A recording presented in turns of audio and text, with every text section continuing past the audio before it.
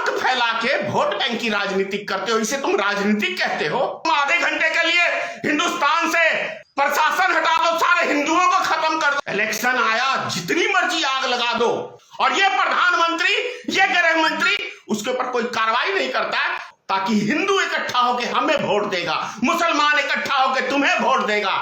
सम्मान उन्हीं व्यक्तियों का किया जाता है जो सम्मान के योग्य होते हैं। साधु के भेष में डाकुओं ने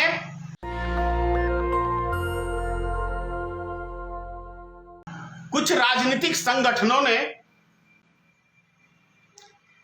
और कुछ कहें साधु के भेष में डाकुओं ने भारत की छवि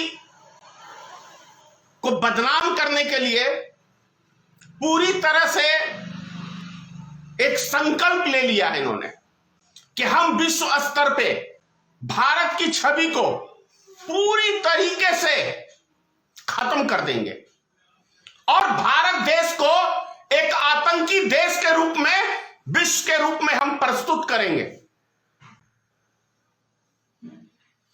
अभी कुछ दिन पहले उत्तराखंड के अंदर कुछ तिलक लगा के, भगवा वस्त्र पहन के, दाढ़ी बढ़ा के कह रहे थे कुछ आतंकी व्यक्ति कि मैं नाथूराम गोडसे बन जाता, मेरे हाथ में बंदूक आ जाती तो मैं पूर्व प्रधानमंत्री डॉक्टर मनमोहन सिंह का कत्ल कर देता।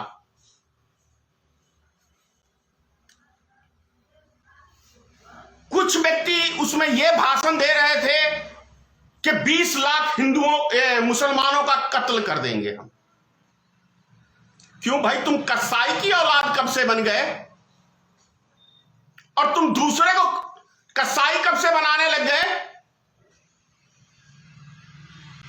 तुम्हारे जैसे गंदगी की वजह से तुम एक भारत की वो गंदगी हो जो भारत देश में नफरत फैलाने का काम कर रहे हो, भारत की अमन शांति को खत्म करना चाहते हो, भारत का जो छवि है विश्व स्तर पे उसको धूमिल करना, उसको बदनाम करने का काम तुम्हारे जैसे घटिया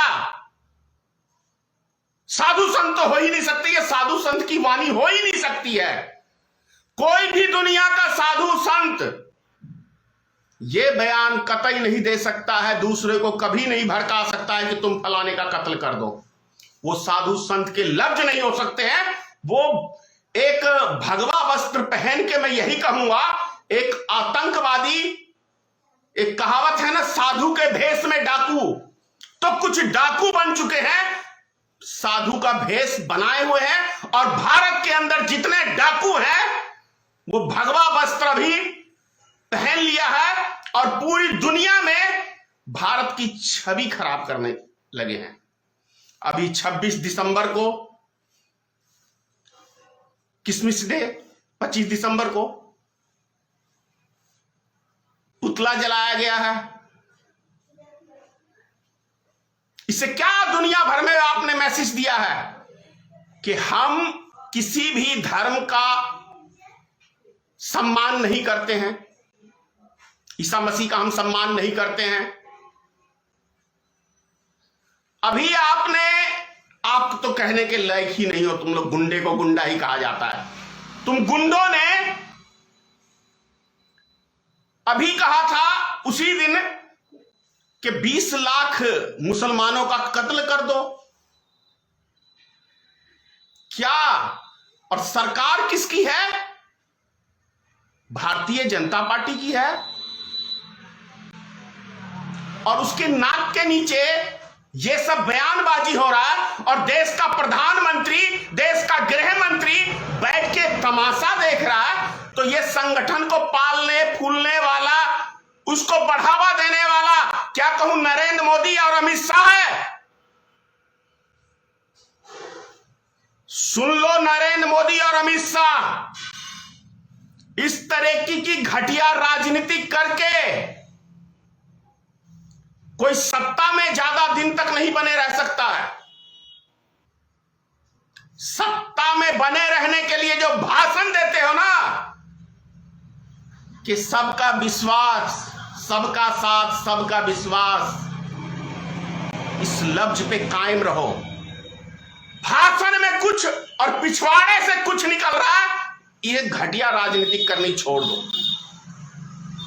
प्रधानमंत्री के लफ्ज में एक ओजन होता है, गृह मंत्री के लफ्ज में एक ओजन होता है, उसकी एक एक बात पत्थर की लकीर होती है। लेकिन हमारे देश का प्रधानमंत्री, हमारे देश का गृह मंत्री, शब्द लफ्ज में बोलता हूं, मुंह से नहीं बोलता है, तभी तो इस भारत का किसी मंत्री, प्रधानमंत्री बोलता है कि हम माफी मांगते हैं देश के किसानों से और तीनों कृषि कानून वापस लेते हैं। वहीं पे बोलने वाला कृषि मंत्री वो बोलता है हम दोबारा कानून लेके आ रहे हैं। तो इनके नेता मुंह से बोलते हैं सालों की कोई जुबान की वैल्यू ही नहीं है, कोई जुबान की वैल्यू नहीं है इनकी। तुमसे अच्छी जुबान होगी, से भी गिरे हुए हो भारतीय जनता पार्टी के लीडर, से भी तुम गिरे हुए हो। क्या है तुम लोग की वैल्यू? आतंक फैला के वोट बैंक की राजनीति करते हो, इसे तुम राजनीति कहते हो? देश को बदनाम, हमारे भारत महान देश को तुम पूरे दुनिया में बदनाम कर रहे हो, उसकी छवि को खराब कर रहे हो, अपने आप को नेता कहलाते हो। सुनो गोबर भक्तों, भारत के चैनल के अलावा कुछ विश्व स्तरीय न्यूज चैनल भी देख लिया करो। क्या तो भारत की छवि हो रही है, क्या बदनाम किया जा रहा है। अपने बाबूजी का जो चैनल है उस चैनल को कभी छोड़ दो और दूसरे को देखो कि दुनिया में क्या भारत की छवि मोदी ने कमाया है। समझ में आ जाएगा, समझ में आ जाएगा। हद हो गई है।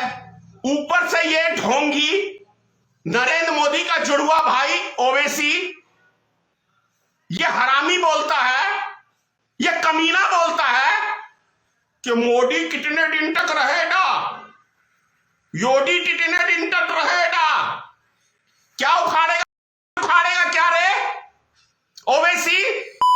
उखाड़ेगा तेरे से और तेरे बाप उखाड़ेगा और तेरे जो भी है तेरे। तुम लोग ने इतनी नफरत फैला दी है देश में। तुम्हारा भाई बोलता है कि तुम आधे घंटे के लिए हिंदुस्तान से प्रशासन हटा दो, सारे हिंदुओं को खत्म कर दोगे। तुम्हारी मां का सालो, हराम की औलाद साले, जिस देश का नमक खाते हो कमीनों, उसी देश की ऐसी तैसी करने में तुम और नरेंद्र मोदी दोनों मिलके इस देश की अमन शांति को भंग कर रहे हो। नफरती राजनीति कर करके, नफरती बातें फैला फैला के उन आवारा लड़कों का हीरो बनना चाहते हो। आवारा ही तो है। अगर ऐसी ऐसी भाषा बोलने वाले को कोई समर्थन कर रहा है, जो देश में नफरत पैदा कर रहा है, देश में आग लगाने की बात कर रहा है, और वैसे व्यक्ति को कोई समर्थन कर रहा है, तो वो आवारा व्यक्ति ही है। यदि ऐसे संगठनों को कोई हमारा समर्थन कर रहा है, आतंकी संगठनों को, तो निश्चित रूप से भारत देश का वो बहुत बड़ा दुश्मन है। चाहे वो नरेंद्र मोदी हो, चाहे वो देश का अमित शाह हो। मैं बार बार कहता हूं, मरवा दोगे, इससे ज्यादा मेरा कुछ नहीं उखाड़ पाओगे। और इस चीज से मैं नहीं डरता। अगर मैं डरता तो कभी बोलता ही नहीं। हद हो गई है। इलेक्शन आया, जितनी मर्जी आग लगा दो, हमें तो वोट चाहिए, हमें तो सीट चाहिए। उन मुसलमानों को भी कहना चाहता हूं जो ओवैसी के भक्त हैं। ओवैसी का भाई जब आधे घंटे में हिंदुस्तान के हिंदुओं को खत्म करने की बात किया था, तो देश में 20 करोड़ मुसलमानों से मेरा सवाल है, कितने मुसलमानों ने विरोध किया इस लफ्ज का? कितने? एक मुसलमान से इसका विरोध हुआ? नहीं हुआ। तुम लोग देशभक्त अपने आप को प्रस्तुत करते हो, और वो वारिस पठान वो भी 15 करोड़ मुसलमान का दुहाई दे के 100 करोड़ हिंदुओं की धमकी दे रहा है। तो ये नपुंसक प्रधानमंत्री क्या उखाड़ लिया इनका। मैंने पिछले बारी भी कहा था ये तोते हैं तोते, और अभी तो डायरेक्ट ओवैसी धमकी दे रहा है। डायरेक्ट ओवैसी, चाहे वो पुलिस प्रशासन को धमकी दे, उसी माध्यम से हम समझते हैं 110 करोड़ हिंदुओं को धमकी देने के काम किया है। और ये प्रधानमंत्री, ये गृह मंत्री उसके ऊपर कोई कार्रवाई नहीं करता है। इसका मतलब है कि ये बोलता है कि तुम नफरत भरी बातें बोलो ताकि हिंदू इकट्ठा होकर हमें वोट देगा, मुसलमान इकट्ठा होकर तुम्हें वोट देगा, हम गद्दी पे राज करेंगे, हम ऐश मौज करेंगे, और मरे आम जनता। जितनी नफरत फैलानी है फैलाओ, जितना देश में दंगा कराना है कराओ। ओवैसी बंद कर दे इस घटिया राजनीति को करनी। और नरेंद्र मोदी, अमित शाह, तुमसे भी कह रहा हूं, आप यूज नहीं करूंगा, क्योंकि आप कहलाने के लायक तुम तीनों में से कोई नहीं हो। जय हिंद। सम्मान उन्हीं व्यक्तियों का किया जाता है जो सम्मान के योग्य होते हैं। नेशनल दस्तक की आपसे गुजारिश है कि अगर इसको बचाना चाहते हैं तो नेशनल दस्तक को सब्सक्राइब करने के लिए रेड कलर के सब्सक्राइब बटन को दबाएं, फिर बेल आइकन की घंटी दबाएं। नेशनल दस्तक को बचाने के लिए बहुत जरूरी है कि हर खबर को शेयर करें, लाइक करें, कमेंट जरूर करें।